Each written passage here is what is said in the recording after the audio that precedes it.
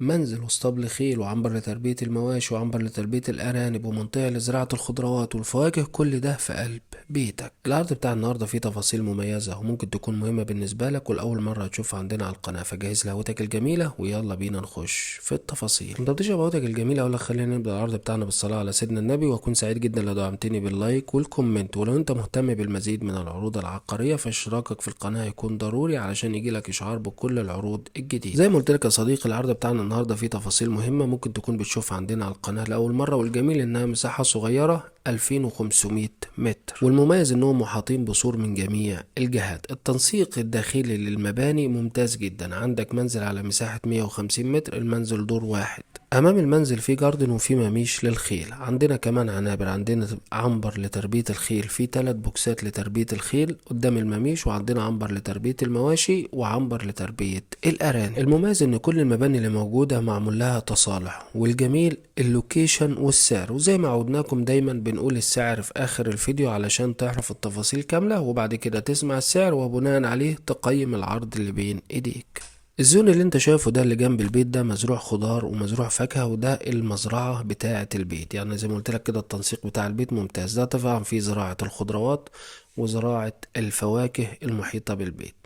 هنخش مع بعض بالكاميرا نوريك برضو ده العنبر اللي امام الكاميرا، ده عنبر لتربية المواشي، ومنه جنبه على طول عنبر لتربية الأرانب. اللي قدام الكاميرا ده طبعا المالك مربى أرانب زي ما احنا شايفين. قولوا ما شاء الله لا قوة إلا بالله. يلا بينا نخش اسطبل الخيل، وفيه عدد البوكسات 3 بوكسات، المساحات واسعة ومريحة. طبعا كل العنابر سواء البوكسات بتاعة الخيل او عنبر الارانب او عنبر المواشي كلها فيها شفاطات وفيها خلايا كرتونية للتبريد.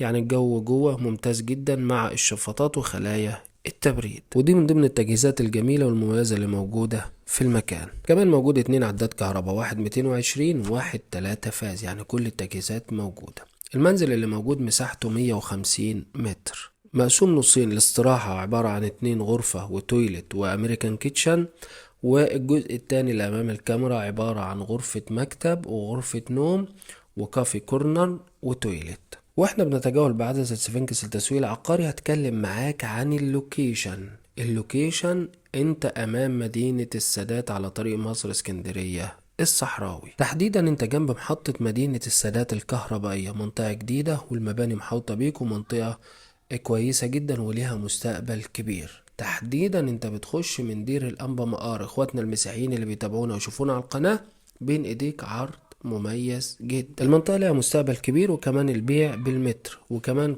مع المستقبل ولما محطة القطار الكهربائية تشتغل المنطقة دي كمان هيبقى الأسعار فيها هتزداد بصورة كبيرة جدا.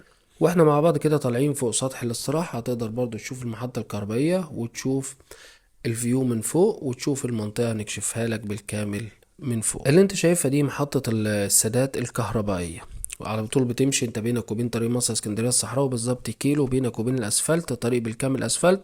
انا صورت لك كمان الطريق وصورت لك المدخل، الناس اللي عارفينه مدخل دير الانبا مقار. السعر المطلوب 4,500,000. السعر المطلوب 4,500,000 شامل 2000 مساحة المباني 2500 متر وما عليها من مباني، والمباني مرخصة بالكامل. لو انت مهتم الارقام بتاعتنا هتلاقيها موجودة في الديسكريبشن في صندوق الوصف.